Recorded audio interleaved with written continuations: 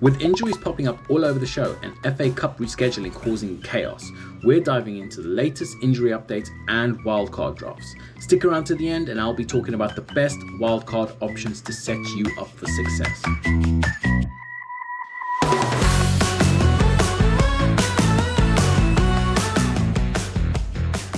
Starting with Bournemouth's Marcus Tavernier. He's got an ankle injury. Areola said he's out this week. Bad news, he won't play Game Week 30, so find a replacement. Now the big man everyone's been talking about, Erling Haaland, just over 30% owned, and he hurt his foot in the FA Cup game.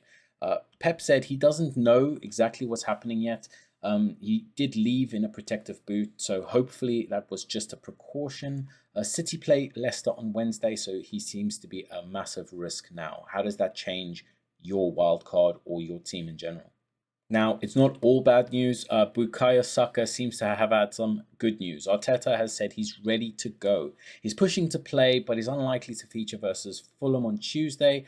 Might come on as a sub if anything. He's back in the squad after a hamstring tear since December, so let's wait and see. So now the time you guys have been looking forward to is talk about wildcard drafts. Should you play it or hold off? I suggest waiting until Game Week 31 to wildcard. There's too much up in the air with doubles and blanks. We know Game Week 32 brings doubles for Crystal Palace and Newcastle, which is great for their assets. Game Week 34 is a confirmed blank for Palace, Manchester City, Aston Villa and Arsenal due to the FA Cup. But Nottingham Forest and Brentford, their game might shift to midweek in Game Week 34 or even to Game Week 36. So there's no guarantees yet. Game Week 32 is likely a double for Palace, Arsenal, City and Villa, making their players key targets. So hold on to your wildcard for Game Week 31 when we'll have more clarity. But if you are looking to wildcard early and you're looking to get assets from a bunch of these double teams, I'll go through them one by one so you have an idea of who to get and who probably to avoid. In this case, double Game Week 32 is Crystal Palace and Newcastle. So the likes of Ismail Assar, Mateta, Eze, Lacroix, these are all decent assets. Mateta and Sarr being the best from Crystal Palace. And then on to Newcastle, Isak, Murphy, Gordon. I think Isak and Gordon are probably the ones people are going to be looking at. Livramento as well, seeing as Hall is out for the season. So these are probably the Game Week 32 players you want to look at. And on to Villa and City. They are most likely going to double in Game Week 33.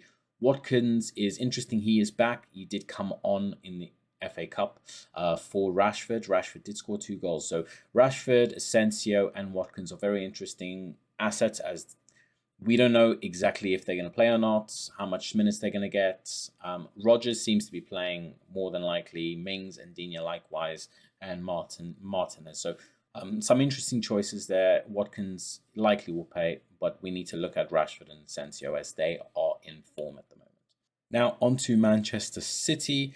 Haaland is injured. We don't know exactly how injured he is, so I'd say that's why we're waiting for Game Week 31, because we don't know exactly what's happening with him, and that changes a lot of people's wildcards teams, as well as just teams in general. Savinho becomes a real option if Haaland is injured, a real option.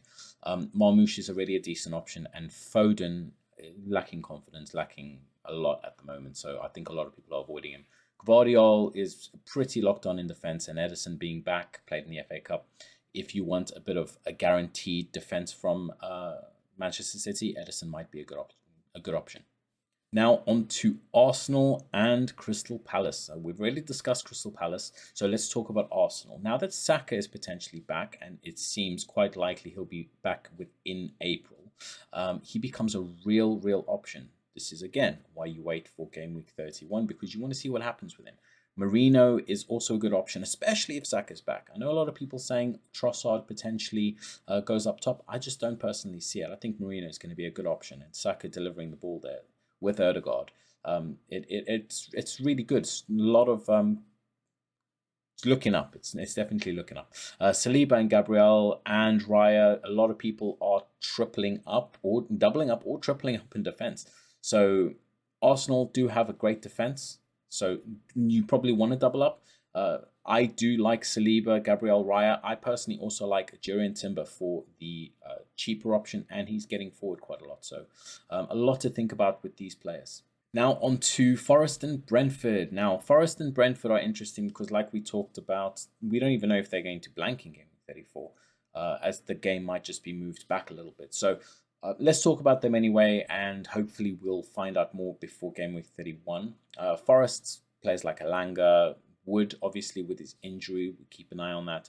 Gibbs White, Neco Williams, Aina sells some really, really good options and some good fixtures if you look. Manchester United, Villa, Everton, Spurs, Brentford, Palace, Leicester. Some decent fixtures. Obviously, Brentford have the other side of this coin with some really bad fixtures, but Wieser and Burmo, Schade, Norgard, Collins, Flecken, some decent options to pick from. I don't think you guys are going to be lacking options coming to the back end of the season. Now let's talk about some wildcard options. I'm going to put together 2 different options here depending on whether you want Haaland or you don't want Haaland in the team. This is the Haaland draft. So we have, starting with Raya, to be fair, they're going to look very similar because I like some of the same options. Raya in goal, Vardiol, Munoz, and Timber. We discussed Timber in the Arsenal options. Salah, Alanga, Marino, Sarr, Mateta, Isak, and Haaland. Now, on the bench, we have Sells, Murphy, Livramento, and Neco Williams. With Livramento and Murphy being on the bench, we are opening ourselves up to the double game week 32. I'd say with Murphy, I'd likely change that to Anthony if I could afford it.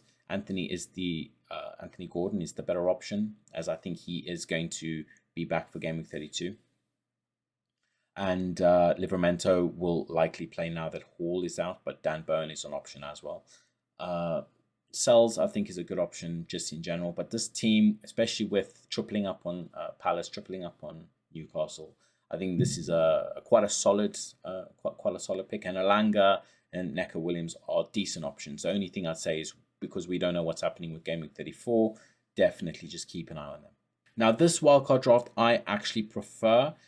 It is the non-Haaland wildcard draft with Marmoush instead of Haaland, which opens up a lot of money. I've moved Alanga out for Savinho, Martinez in for Sells, Anthony Gordon in for Murphy, and instead of Neco Williams, it'll be Mings. So pretty much the same everywhere else. I've tripled up on Newcastle, tripled up on the Crystal Palace. Now, the big difference here is Marino can easily be moved up to Saka, dependent on whether he's playing or not, as I've got 4.4 left in the bank. I really like this option. It leaves you with a lot of leeway to make moves elsewhere.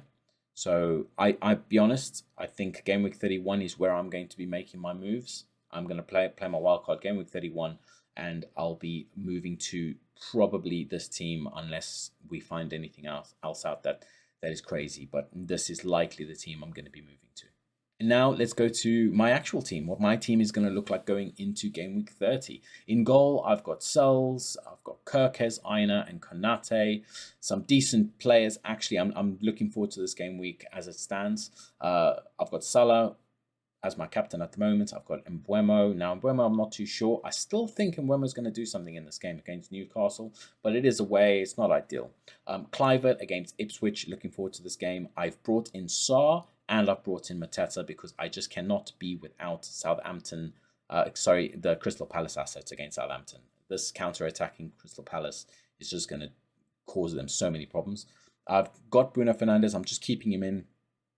I've been umming and ahhing about Bruno Fernandes, as I don't think his form is sustainable, but I can't really do anything about it without taking loads of hits. So Bruno Fernandes in the team, and hopefully, fingers crossed, he can do something.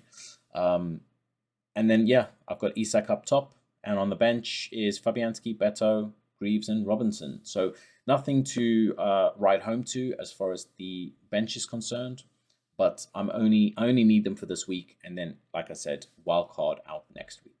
That's all I've got for you for this Game Week 30 update video. Hopefully you enjoyed it, and if you did, please like and subscribe, and let me know what you're doing. Put it in the comments. Hopefully everything goes well this week, and I'll see you in the next one.